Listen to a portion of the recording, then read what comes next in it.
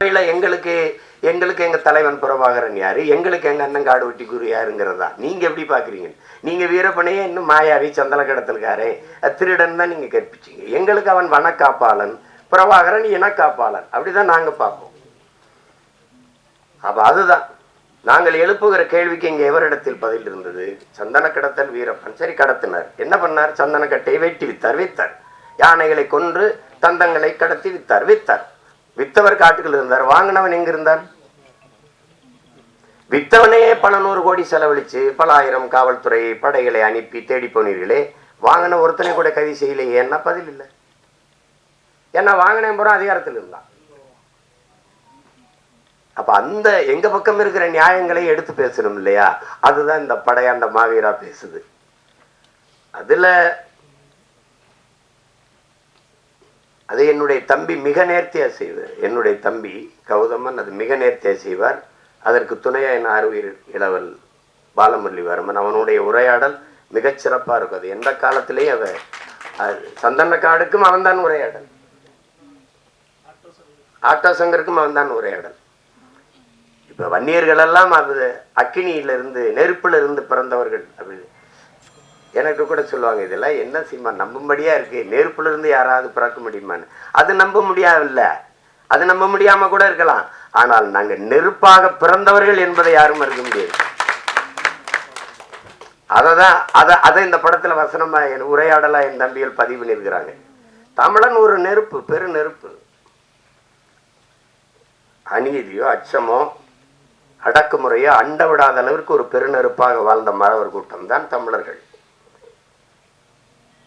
இங்கே பேசிய என்னுடைய தம்பி பேரரசு, எங்க அண்ணன் சேகர் அவர்கள்லாம் பேசினார் மொழி குறித்து, மற்றவர்கள் நம்மளை இழிவா பேசுறது குறித்து, மொழி உணர்வற்று போறது. இப்போ பேச்சு வழக்கில் பழகிருச்சு எல்லாருக்கும். இப்போ சரி ஆங்கில சொற்களை கலந்து கலந்து பேசி நம்ம ஒத்துக்கிறணும் நம்ம இனம் அழிந்துட்டது. நம்ம இப்போ தமிழ்நாடுன்னு பேர் வச்சிருக்கோம். இது தமிழுக்கும் தமிழருக்கும் சுடுகாடாக மாறி இருக்கிறது. தமிழ் இறந்துச்சு. தமிழை கொன்றவர்கள் தமிழர்கள் தான். தாய்மொழியை அழிய விட்ட ஒரு இனம் வரலாற்றில் வாழாது, வாழ்ந்ததா செய்தியே இல்லை. அப்ப நம்ம அழிஞ்சிட்டோம். சமஸ்கிருதம் கலந்து பேசி 1800 கன்னடம் பிறக்குது, 600 தெலுங்கு பிறக்குது, 1600 15ஆம் நூற்றாண்டுல மலையாளம்ங்கிற மொழி கிடையாது. தமிழில் இருந்து சமஸ்கிருதம் கலந்து எப்படி கலந்தோம்? வணக்கம், நமஸ்காரம், சோறு, சாதம், மகிழ்ச்சி, சந்தோஷம், அப்படி பிரிஞ்சிருச்சு. இப்படிதான் போச்சு. இது சாப்பிட்டீங்களா நீங்க, போஞ்சை சீரா மீறு, ஒரே ஒளி அளவுல தான் பேசிட்டுருப்பான். இப்படி போயிருச்சு. கடைசியா துளு, கன்னடமும் கடிதெலுங்கும் கவின் மலையாளமும் துளுவும் உதிரத்தில் உதித்தவேன் தமிழ்தாய் வாழ்த்துல பாட்டு இருக்குது. அதை ஆட்சியாளர்கள், அன்றைய ஆட்சியாளர்கள் ஆரியம் போல் வழக்கொடிந்தை தூக்கினார்கள். ஏனால் அந்த பிராமணர்கள் வாக்கு போயிருமோ. அது கன்னடமும் கடிதெலுங்கும் கவின் மலையாளமும் அதை சொன்ன அந்த மொழி பேசக்கூடிய மக்களின் வாக்கு போயிடும், அவங்க குறைவா நினைப்பாங்க. தமிழுக்கு அந்த பெருமையை கொடுக்க அன்றைய ஆட்சியாளர்களுக்கு இப்ப கூட கீழடி 2500 ஆண்டுக்கு முன்னாடி இருக்க தமிழனின் தொன்ம நாகரிகம் ஒரு தோராய கணக்கு தான் 2600 5000 ஆண்டா கூட இருக்கலாம். 2 ஏக்கர்ல தோண்டிட்டு இது திராவிட நாகரிகம்னு ஒரு கூட்டம், இது இந்திய நாகரிகம் என்ற ஒரு கூட்டம். 2500 ஆண்டுக்கு முன்னாடி இந்தியா ஏது? இந்த நிலப்பரப்பு ஏது? ஒன்னா இருந்ததா? இப்படி ஒரு பெயர்ல இருந்ததா? 2500 ஆண்டுக்கு முன்னாடி திராவிடம்ங்கிற சொல்லு ஏது? திராவிடம்ங்கிற ஒரு நாடு எது? இதெல்லாம் ஏது? இந்த கன்னடம் தெலுங்குலாம் ஏது? இது தமிழர்கள் நாகரிகம், தமிழனுடைய பண்பாடு, தமிழனின் அடையாளம், தொன்மம் என்று சொல்ல வாய் வரல. அதை விட்டு கொடுக்க முடியாது. தமிழனுக்கு அந்த பெருமையை கொடுத்துடக்கூடாது. அதுதான் இவங்களுக்கு இருக்கிற சிக்கல். இந்த நிலையில்தான் வீழ்த்தப்பட்ட தமிழ் தேசிய பிள்ளைகள். எங்கள் தலைவர் சொல்லுகிறார், உலகத்தில் 13 கோடி தமிழ் மக்கள் உலகெங்கும் பரவி வாழ்ந்தாலும் தமிழீழ மண்ணில் தான் தமிழ் தேசிய மக்களின் ஆன்மா விழிப்புற்றதுங்கிறார். நான் அடிமையாக இருக்கிறேன், விடுதலைக்கு போராட வேண்டும் என்கிற வீர உணர்வு, விடுதலை உணர்வு எழுச்சியுற்றது. விடுதலையின் முதல் படியே விழிப்புணர்வு தான். அந்த விழிப்புணர்வு வந்தது தமிழீழ மண்ணில் தான். இன்றைக்கு அந்த விடுதலை போராட்டம் வீழ்த்தப்பட்ட அந்த நொடியில் இருந்து உலகெங்கும் வாழ்கிற தமிழ் தேசிய மக்களின் மொத்த மக்களினுடைய ஆன்மா விழிப்புற்றது. குறிப்பா தமிழகத்தில் இன்று பேரெழுச்சியாக வருகிறது. அதுதான் எளிய பிள்ளைகள். எங்களுக்கு 36 லட்சம் 40 லட்சம் வாக்குகளை தந்து தமிழ் மக்கள் அங்கீகரிக்கப்பட்ட ஒரு கட்சியாக மாற்றுகானா இன்னும் மான உணர்வும் இன உணர்வு உள்ள தமிழர்கள் சாகல எல்லாம் இருக்கான். எங்கு பிறப்பினும் தமிழன் தமிழனே, இங்கு பிறப்பினும் அயலான் அயலான்ங்கிறார் எங்க புரட்சி பாவலர். அதுதான் முக்கியம். அவருக்கு ஏற்க கன்னடருக்கு தமிழிலிருந்து இந்த கன்னட மொழி வந்ததுங்கிறது ஏற்க அவங்களுக்கு மனசு இல்லை. அண்ணன் கமலஹாசன் பேசுறது சும்மா கதை இல்லை, வரலாற்றை சொல்றாரு. அதை ஏற்றுக்கிறது எதிர்த்துக்கு, அதை பத்தி பிரச்சனை இல்லை. அவர் படத்தை நீ ஓட விட மாட்டேங்கிற. ஏன்? நான் உன்னுடைய KGF 1வது பகுதியும் 2வது பகுதியும் இங்க சுதந்திரமா ஓட விட்டல, அதுக்கு பரிசு. இப்ப நீ தான் கிழிக்க முடியும், எங்களுக்கு கிழிக்க முடியாதா? நீ தான் தடுக்க முடியும், எங்களுக்கு தடுக்க முடியாதா? முடியும். ஆனா நாங்க செய்யல. ஏன்? தமிழனின் பேரன்பும் பெருந்தன்மையும் மாண்பும். படத்திலையா அவரோட பகையை காட்டுறது? படத்திலையா? படத்துல குடிக்கிற நீர்ல இதுலயாமா? இதுல இல்லாம பகை எப்படி இருக்கு பாருங்க. உங்க படம் வராது, உங்க படம் ஓடாது. இப்போ தமிழில் இருந்து வந்தது கன்னடம் என்றதை ஏற்க முடியாத அவர்கள் தமிழை ஏற்கல. தமிழிலிருந்து வந்ததுங்கிறத ஏற்கல. ஒரு தலைவருக்கு தமிழையே ஏற்கல. தமிழையே சனியன் ஒழிக்கணும்ன்ற, தமிழை சனியனை ஒழிக்கணும்னு சொன்னவரை தமிழர் தலைவராகவும் தந்தையாகவும் கொண்டாடணும் ஒரு இனம் உலகத்திலே கேடுகட்ட மானங்கட்ட இனம் தமிழன் தான். அவன் என் மொழியவே ஏற்க மாட்டேங்கிறான், அதுல இருந்து வந்ததுங்க ஏற்க மாட்டேங்க. அவரை நான் தலைவனா ஏற்கணுங்கிறத, இப்படி ஒரு உலகம் இப்படி ஒரு சமூகம் எங்கே இருந்துக்க பாருங்க. இதுதான் இது வடையாண்ட மாவீராங்கிறது ஒரு திரைப்படமா பார்த்து இதை சுருக்கிட முடியாது. இத்தனை பேருடைய உழைப்பு சிறுக சிறுக சிறுக சிறுக. நான் கூட அது எப்போ முடிப்பேன் முரளிகிட்ட கேட்கும் போதெல்லாம் கேட்பேன், எப்போ தாண்டா முடிப்பேன் அதை அப்படின்னு. சிறுக சிறுக வழி இல்லை. பிள்ளைகள் 100 சேர்த்து 1 லட்ச ரூபா கொடுத்துருக்காங்கன்னா அந்த உணர்வு, அந்த பங்களிப்பை, அதற்காவது இந்த படம் மாபெரும் வெற்றியான இந்த படத்து வெற்றி அடையணும். அப்ப அதுக்காக இவ்வளவு நேரம் இதுல பெரிய பாராட்டுக்குரியது, இந்த மேடையில இவ்வளவு நேரம் பொறுமையாக இருக்கிற பெருமக்கள், அரங்கை நிறைத்து அமர்ந்திருக்கிற என் அன்பு சொந்தங்கள், உங்களுக்கு தான். இவ்வளவு நேரம் பசி நேரம் தாண்டி உறங்குற நேரத்து வரைக்கும் உணர்வோடு உட்கார்ந்து இருக்கிற உங்க ஒவ்வொருத்தருக்கும் என்னுடைய அன்பும் வாழ்த்துக்களும். அதுல என்னுடைய தம்பி கௌதமனுடைய படைப்பாற்றலை, அவன் அந்த பாட்டை எடுத்த விதம், சண்டை காட்சி முன்னோட்டத்தை வரும்போது எனக்கு இங்க ஓடிரும் அப்படின்னு தெரிஞ்சு, எனக்கு நான் விண்ணூர்தியில இறங்கினோன்னே எனக்கு கொடுத்துட்டாப்புல, அனுப்பிட்டாப்புல. வரும்போதே பார்த்துட்டு வந்தேன். அவ்வளவு சிறப்பாக எதிர்பார்ப்பு இருக்கு. நீங்க ஏன்டா எங்க பெண்களை ஒரு அக்கா தங்கையாவே பார்க்க உங்களால முடியாதா? அந்த உரையாடல், பல இடங்கள்ல உரையாடல், அவன் நடிப்பு, அந்த சண்டை காட்சியில் அவன் காட்டிய வேகம் எல்லாமே மிகச் சிறப்பா இருக்குது. அந்த முன்னோட்டத்தை பார்த்தாலே படம் உறுதியாக வெற்றியடையும் ஒரு எதிர்பார்ப்பை, இந்த படத்தை பார்க்க வேண்டும் என்கிற தூண்டுதலை தந்திருக்கு. பாடல் எல்லாம் மிகுந்த செலவு பண்ணி எடுத்திருக்கான் பாட்டெல்லாம். அந்த ஒரு பாட்டை நாங்க வெளியிட்டோம். நான் எங்க ஐயா கவி முத்தமிழ் பேரறிஞர் வைரமுத்து எல்லாரும் அதில் ஒரு நாள்ல வெளியிடணும்னு சொல்லும்போது, புலிக்கொடி எங்கள் கொடி அப்படின்னு என்னை கனடாவில் கைது பண்ணி வச்சுக்கிட்டு, இது இந்த கொடி LTT, சிம்பிள் ஆஃப் LTT. ஸோ அரசேந்திரன்லேருந்து அருண்மொழி எல்லாரும் தூக்கி பிடிச்ச கொடி. ஒரு 1 மணி நேரம் சண்டை, 2 பேருக்கு கைது சண்டை நடக்குது. அதில் அப்போது புலிக்கொடி எங்கள் பரம்பரை கொடி. ஏன் எங்களுக்கு எங்க தலைவர் சொல்றார், அவரே சொல்றார், ஏன் புலிக்கொடியை நான் எடுத்தேன்? பாண்டியனுடைய மீன் எடுத்திருக்கலாம், சேரனுடைய வில்லம்பு எடுத்திருக்கலாம். அவர்கள் எல்லாம் அவரவர் எல்கைக்கு உட்பட்ட நிலப்பரப்பை ஆண்டார்கள். ஆனால் சோழ பெரும்பாட்டன் அருண்மொழி சோழன் மட்டும்தான் உலகத்தின் பல்வேறு நிலப்பரப்பை வென்று 3வது பெரிய வல்லரசை நிறுவினார். தமிழனுடைய கொடி பன்னியோ நாயோ பூனையோ கிடையாது. மீன் அப்படி பாய்ச்சல் இருக்கும், வில் அம்பு அப்படி பாய்ச்சல் இருக்கும், புலி பாய்ச்சல் இருக்கும். அப்படி அதை ஏன் புலியை வச்சா? புலி ஏன் கொடியா இருக்கணும்?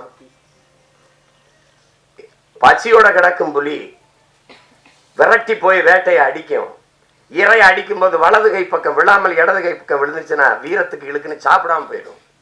அந்த மானமுள்ள விலங்கு புலி. அதனால மான தமிழ் மறவன் கொடியில புலியை ஏந்தினான். அப்படிப்பட்ட அத புலிக்கொடி எங்கள் கொடின்னு வரி, ஒரு வரி 2 வரி இல்ல. நீ நதியில் குளித்த போதும், நீ குளித்தது போதும், இனி குருதியில் குளித்து வாடான்னு சொல்லி அந்த மாவீரா வாங்குற அந்த பாடல் வரியில அவரை தவிர வேற யாரும் எழுத முடியும்னு சொல்லுங்க. ஆமா, பொடிநடை போட்டது போதும் புலிநடை போட்டு வாங்கிறது. எரிமலை பொடிபட, எதிரிகள் அடிபட, கோழைகள் வழிவிட, ஏழைகள் வழிபட வா மாவீராங்கிறதெல்லாம் அவரை தவிர யாரும் எழுத முடியும்? வைரமுத்துங்கிறது நம்மளோட வாழ்ந்து கொண்டு இருக்கிற ஒரு மகன், ஒரு மனிதர், அப்படிதான் நம்ம பார்க்கிறோம். அதை ஒரு திரைப்படத்துக்கு பாட்டு எழுதுற ஒரு பாடலாசிரியர் போல பார்க்கிறோம். உலகத்துல ஒரு ஒரு கவிஞனால், ஒரு பாவலனால், ஒரு புலவனால் புவி வெப்பமாகுவதை பாடுவதற்கு இந்த பூமியில் ஒரு புலவனும் கிடையாது. எங்கள் வைரமுத்தை விட்டா ஒருத்தன் கிடையாது. மரம்னா என்ன என்று பாடுவதற்கு இந்த மண்ணில் இன்னும் எவனும் பிறக்கல. எங்கள் வைரமுத்தை விட்டா எல்லாரும் ஒண்ணு பார்ப்பீங்க, அவன் பார்ப்பான். மரம் பூமியின் ஆச்சரிய குறி, இப்படி யாரும் பார்த்திருக்க மாட்டாங்க. யாரும் பார்த்திருக்க மாட்டாங்க. மரம் இல்லை என்றால் மழைக்கு யார் மனு அனுப்புவது? மழைக்காக யார் மனு போடுவது? மரம் இல்லை என்றால் காற்றை யார் சலவை செய்வது? யாரு கேட்பா? மரம் இல்லை என்றால் என்ன இருக்கிறது? மரம் மனிதனின் மூச்சு காற்று. இதுல என்ன பாருங்க, மரம் எல்லா உயிரினங்களும் மூச்சு காற்றை நற்காற்று சுவாசித்து கெட்ட காற்றை வெளியிடும். ஆனால் மரங்கள் கெட்ட காற்றை சுவாசித்து நற்காற்றை வெளியிடும். அதனாலதான் நம்ம எல்லாம் உயிர் வாழ முடிகிறது. அப்ப மரம் மண்ணின் வரம், வளர்ப்பதே மனித அறம் என்று பாடிய ஒரு கவி நம்மோடு இருக்கிறார் என்றால் அது நம்முடைய முத்தமிழ் பேரறிஞர் ஐயா வைரமுத்தவர்கள் தான். பாரதி மகா கவிஞன். ஏன் கவிஞனுக்கு மகா கவிஞனுக்கு என்ன? காலம் உருவாக்கியவன் கவிஞன், காலத்தை உருவாக்கியவன் மகா கவிஞன். அது பாரதி, நம் பாட்டன் பாரதி. எங்காலும் மகா கவிதை தந்தவர். 3ஆம் உலகப் போருங்கிற புத்தகத்தை நீங்க படிங்க. நீங்க அவர் எழுதின கருவாச்சி காவியம், கள்ளிக்காட்டு இதிகாசம் 3ஆம் உலகப் போர் ஆங்கிலத்தில் வந்திருந்தால் உலகத்தில் எந்த எழுத்தாளன் அவருக்கு இணையான இருக்க முடியாது. உலகம் கொண்டாடி இருந்திருக்கும். அவர் கெடுவாய்ப்பா நம்ம இனத்துல பிறந்துட்டா, வடுகப்பட்டியில தேதியில தமிழ்ல எழுதிட்டால் அதெல்லாம் அது யாரும் மதிக்கிறது இல்லை. அவர் இருக்கிற இடம் வேற, நான் இருக்கிற இடம் வேற. அதை நாங்க 2 பேருமே பேசி முடிவு பண்ணிட்டோம். நம்ம ஒரே இலக்கை நோக்கி பாய்கிற இருபெரும் நதிகள். அது வேற, இது வேற. புரிதுன்னு நினைக்கிறோம். அதுல போய் நம்ம பேசிக்கிற வேண்டியது இல்லை. ஆனால் ஒரு ஒரு ஒரு பாவலனால் நீங்க நினைச்சு பாருங்க, இந்த உலகத்துல ஒரு கவிஞனால் அரசியல் பேச முடியுமா? புவியியல் பேச முடியுமா? பொருளாதாரம் பாட முடியுமா? வரலாறை பாட முடியுமா? இலக்கியம் பாடுவார்கள். மருத்துவத்தை பாட முடியுமா? மருத்துவத்தை பாடுமா? எங்கேயாவது கேட்பார், தொப்பை முயலோ தொப்பை கிளியோ உண்டா அப்படி. அவரை மாறி நீங்க எல்லாவற்றையும் குறித்து பாட முடியும், எழுத முடியும், பேச முடியும் என்றால் உலகத்தில் ஒரே கவியால் தான் முடியும். அது நம்முடைய முத்தமிழ் பேரறிஞர் ஐயா வைரமுத்தால தான் முடியும்.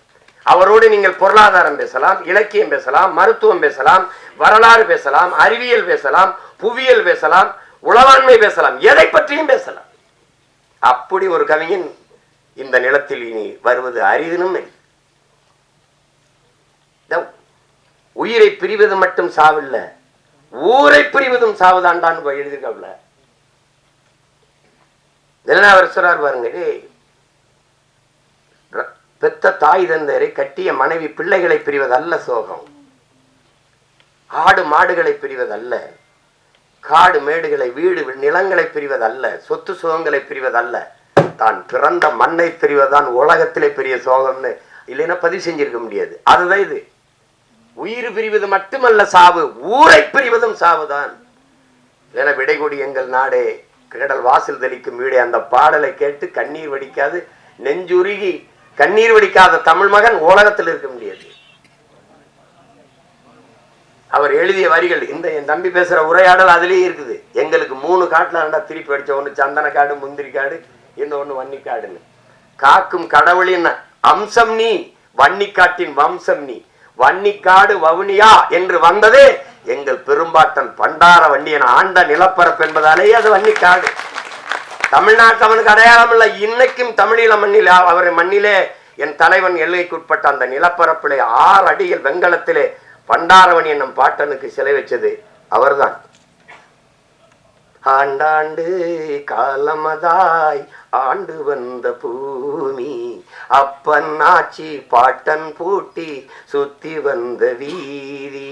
இந்த பாட்டுல ஒரு வரி வரும், என் இனமே என் சனமே இன்னும் என்ன மயக்கமா, எதிரிகளை எல்லையை விட்டு விரட்டிடமே தயக்கமா, பண்டார வன்னியனின் வாரிசில்லையா, எதிரி துண்டாட நெஞ்சினிலே வீரமில்லையா, ஆண்டாண்டு காலமதாய். இந்த பாட்டு குட்டிக்கண்ணன் ஒரு சிறுவன் பாடி தமிழீழ மண்ணில் எல்லா இடத்துலையும் இந்த பாடல் ஒலிக்க. எனக்கு எங்க அண்ணன் நடேசன் அண்ணன் வண்டியில் அந்த பாட்டு ஒலிச்சோன்னே இதை நான் எடுத்துக்கிறேன், தாராளமாக எடுத்துட்டு போங்கன்னு எடுத்துட்டு வந்து அந்த பாட்டை எடுத்துக்கிட்டு வந்தேன் நான் அங்கிருந்து. அப்ப அந்த மண்ணில் இருக்கிற அந்த தமிழ் பிள்ளைகளுக்கு, தம்பி தங்கைகளுக்கு வீரமூட்டவே நீ பண்டார வன்னியனின் வாரிசு இல்லையா, பகையை துண்டாட நெஞ்சினிலே வீரம் இல்லையாங்கிற வரியே அந்த பாடல்ல பதிவு செஞ்சிருப்பாங்க. அதனாலதான் அது வன்னிக்காடு. அதான் இதுல எழுதியிருக்காரு பாருங்க. நாங்க 2 பேரும், அம்மா இறந்துட்டாங்க, அந்த துயரத்தை பகிர்ந்து கொள்ள ஐயா வீட்டுல போய் இருக்கும்போது இந்த படையாண்ட மாவீரா பாடலை நான் தம்பி அனுப்பியிருந்தான், படிச்சு பார்த்தேன். யாரை மனதில் வைத்துக்கொண்டு இந்த வரிகளை எல்லாம் எழுதியிருப்பீங்கன்னு எனக்கு புரியுது அப்படின்னோன்னு அவர் சிரிக்கிறாரு. அது இப்போ புரியுதுன்னு நினைக்கிறேன் உங்களுக்கு. அவர் முழுக்க முழுக்க நானும் சரி, இங்க இருக்கிற என் தம்பியும் சரி, என் தம்பி கணேஷ்குமாரும், இங்க இருக்கிற எல்லாரும் சரி, என் தம்பி எங்க அண்ணன் காடுவெட்டி குருவும் சரி, நாங்கள் உயிருக்கு உயிராக உள்வாங்கி கொண்டவர் எங்கள் உயிர் தலைவன் மேதகு பிரபாகரன் அவர்கள் தான் என்பதில் யாருக்கும் மாற்று கருத்து இருக்க முடியாது. அப்படிப்பட்ட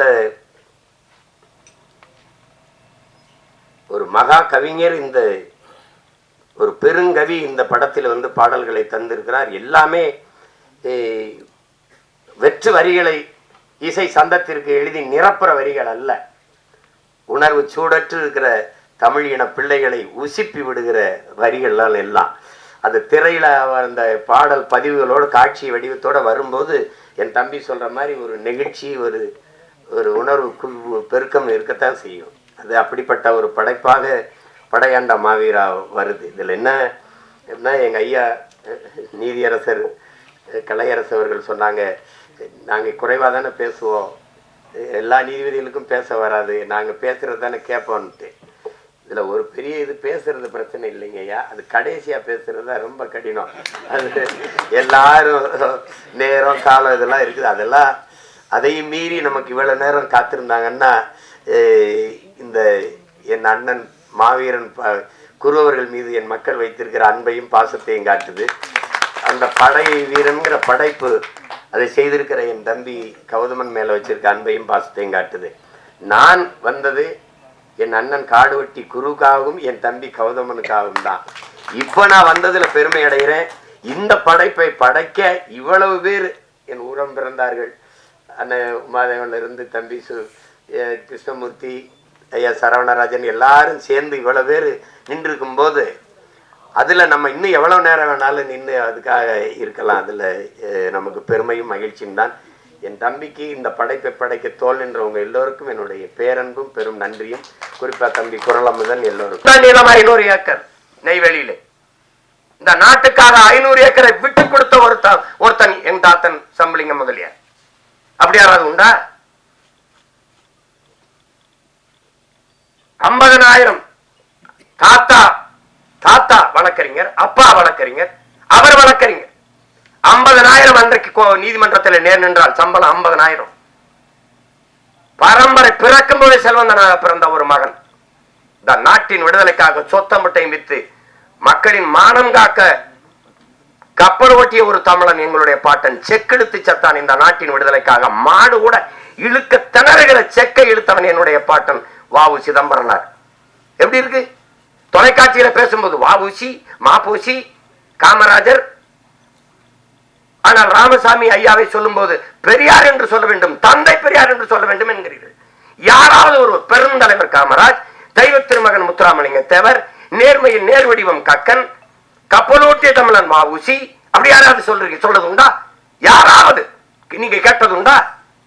இல்ல விவாதங்கள்ல பொது மேடைகள்ல மாப்பூசி, ஏன் சிலம்பச்சிறுவர் மாப்பூசி சொன்னால் நாக்கு சுருக்கிக்கிறோமா?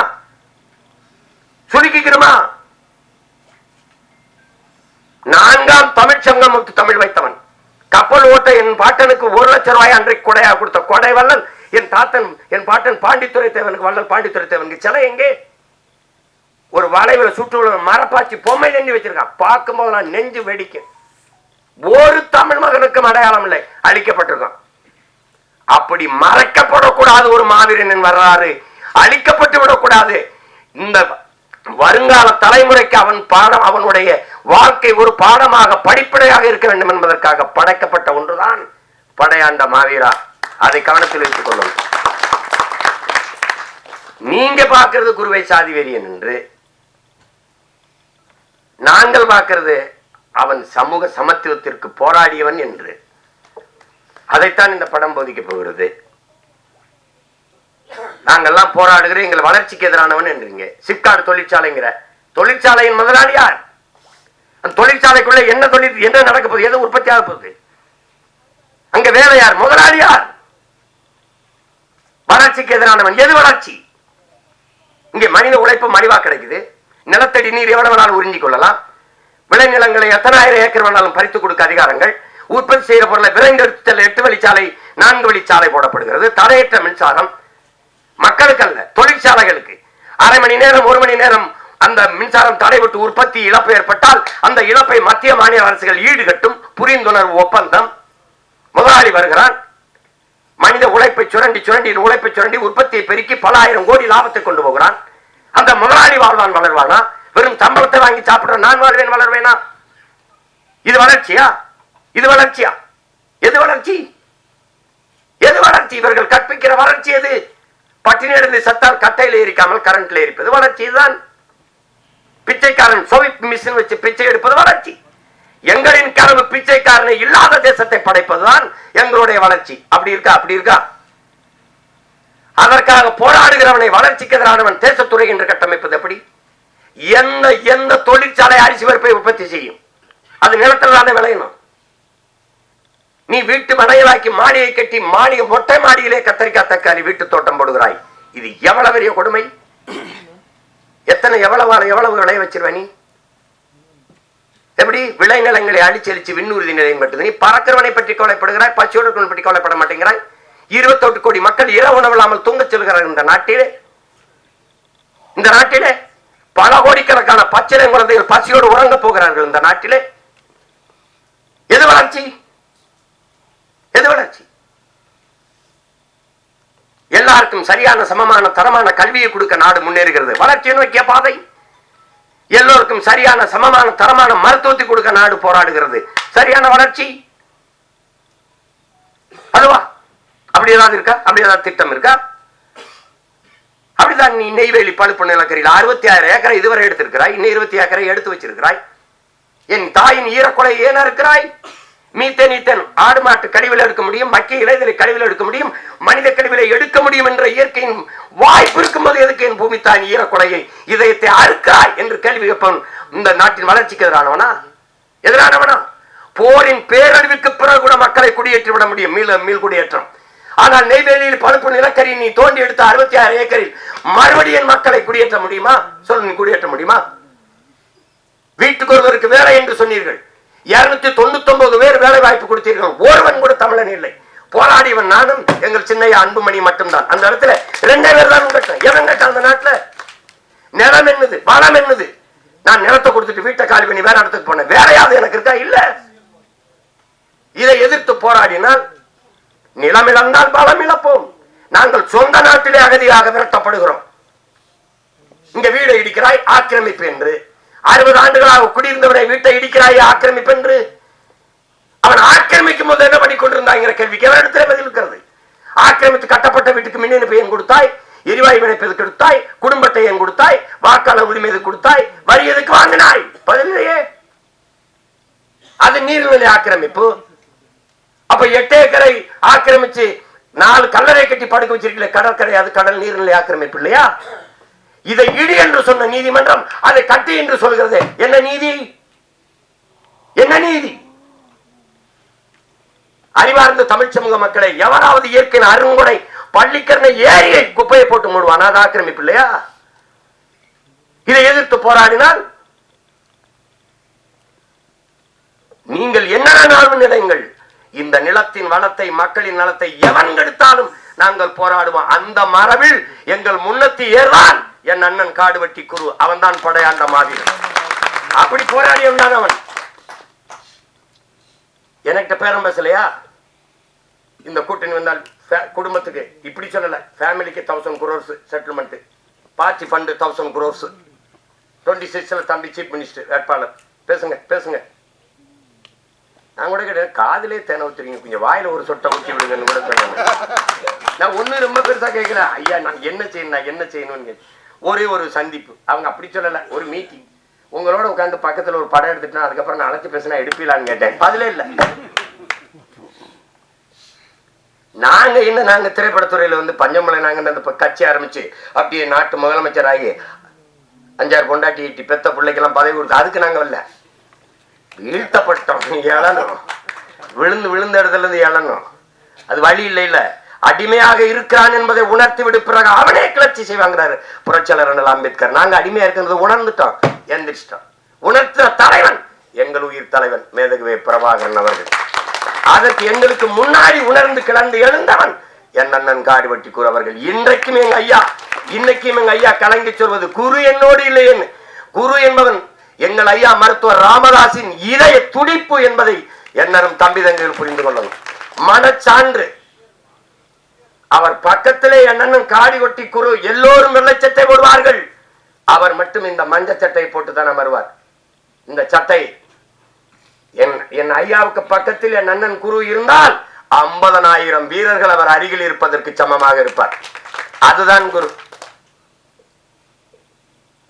காடுவெட்டி குருன்னு காடப்புற வெட்டி அழிச்சவன் எங்க பாட்ட அரசேந்திரன், நாங்க இல்ல. இவன் நினைச்சுக்கிறது காடை வெட்டுவார் போல இருக்கு, அதனால காடு வெட்டி. அவர் ஊரு பேரு காடுவெட்டி. பார்க்க எங்களெல்லாம் பார்க்கும்போது கருப்பா ஒரு மாதிரி இருக்கும்போது கரெக்டான, என்னையெல்லாம் பார்த்தா சீமா சீப்பானான்னு கேட்கிற கூட்டம் இருக்குது. உண்மையிலேயே